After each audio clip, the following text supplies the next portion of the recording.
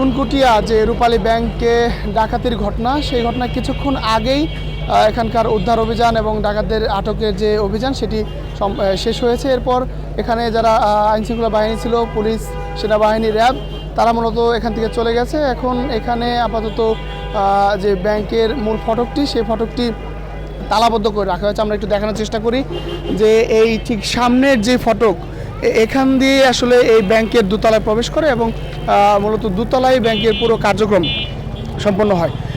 আমরা কিছুক্ষণ আগেই দেখেছি এখানকার রূপালী ব্যাংক কর্তৃপক্ষ ঢাকা দক্ষিণের জেনারেল ম্যানেজার, তিনি আমাদের সাথে কথা বলছিলেন সবশেষ উদ্ধারের পর। তিনি আমাদের যেমনটি বলছিলেন যে দুপুর 2টার দিকে মূলত 3 যুবক তারা এই ব্যাংকে প্রবেশ করে এবং এখান ঢোকার পর তারা পিস্তল এবং তাদের কাছে দেশীয় ধারালো অস্ত্র ছিল, সেগুলো দিয়ে সেখানকার যারা স্টাফ ছিল এবং যারা গ্রাহক ছিল তাদেরকে জিম্মি করে ফেলে। এবং তিনি আরও বলছিলেন যে ডাকাতরা ঢোকার পর যখন ঢুকে তখন মূলত এখানে 7 জন গ্রাহক ছিলেন এবং 6 জন গ্রাহক ছিলেন। এছাড়া এখানকার 7 জন অফিসার ছিলেন, 2 জন সিকিউরিটি গার্ড ছিলেন এবং 1 জন ম্যানেজার ছিলেন। তাদেরকে মূলত এই ডাকাত সদস্যরা যখন প্রথম ঢুকে তাদেরকে অস্ত্রের মুখে জিম্মি করে ফেলে এবং তারা গ্রাহক এবং যারা অফিসার আছে তারা মূলত ঘাবড়ে যায় এবং আতঙ্কিত হয়ে তাদের কাছে আসলে এক ধরনের আত্মসমর্পণ করে।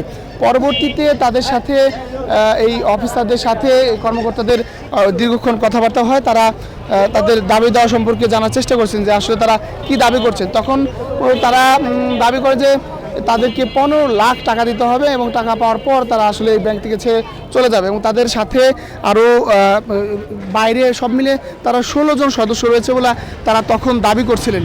এবং এই যখন পরিস্থিতি তখন এই ব্যাংকের যে কর্মকর্তা তাদের সব ফোনগুলো মূলত ডাকাত সদস্যরা তাদের হাতে নিয়ে নেয় এবং একটি ফোন দিয়ে মূলত এখানকার অফিসাররা তাদের কেন্দ্রীয় শাখায় মূলত প্রিন্সিপাল ব্রাঞ্চে তাদের অফিসারদের সাথে কথা বলেন এবং কথা বলে তাদের দাবি দেওয়াগুলো জানাচ্ছিলেন। সবশেষ এখানে আইনশৃঙ্খলা বাহিনী আসে দুপুর 2টার কিছুক্ষণ পর এসে তাদের এই এলাকার নিয়ন্ত্রণে। পরবর্তী র্যাব আসার পর তার কিছুক্ষণ পর মূলত বিপুল সংখ্যক সেনাবাহিনী আসে এবং যখন তারা এই বিপুল সংখ্যক আইনশৃঙ্খলা বাহিনী আসে তখন মূলত এই জায়গাটির নিয়ন্ত্রণ তারা নেয়। তখনও ডাকাত সদস্যরা ভিতরে অবস্থান করছিলেন।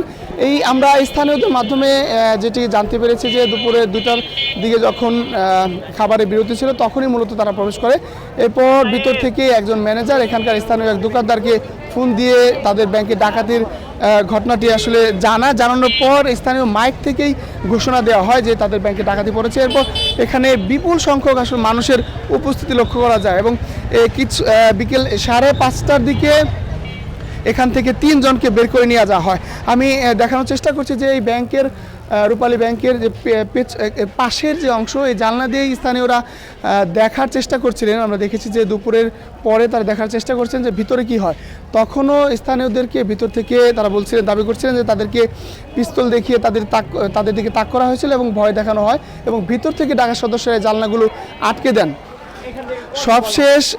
সবশেষ বিকেল 5:30টার দিকে আইনশৃঙ্খলা রক্ষার বাহিনী এই ভিতরে প্রবেশ করে এবং এই ডাকাত সদস্যদেরকে আত্মসমর্পণে বাধ্য করে এবং পরবর্তীতে এখান থেকে তাদের নিয়ে যায়। আমরা এরপর এর বেশ কিছুক্ষণ পর পর্যন্ত দেখেছি যে এখানে ভিতরে আইনশৃঙ্খলা রক্ষার বাহিনী অবস্থান করছিল এবং তারা এখানকার কর্মকর্তাদের সাথে কথা বলছিলেন, তাদের সবার নাম পরিচয় এবং তাদের বক্তব্য তারা রেকর্ড করছিলেন। পরবর্তীতে এখানে ঘণ্টাখানেক আগেই মূলত এখানকার উদ্ধার অভিযান শেষ করে সেনাবাহিনী, পুলিশ, র্যাব এরা এই জায়গাটি ত্যাগ করে এবং পরবর্তীতে স্থানীয়রাই মূলত এই জায়গাটি এখন ঘিরে রেখেছে এবং তারা এই সারাদিন কি ঘটেছে সেসব বিষয় নিয়ে আলোচনা করছে। এখনও বিভিন্ন সংবাদ মাধ্যমের কর্মীরা এখানে তাদের কাজ করছে।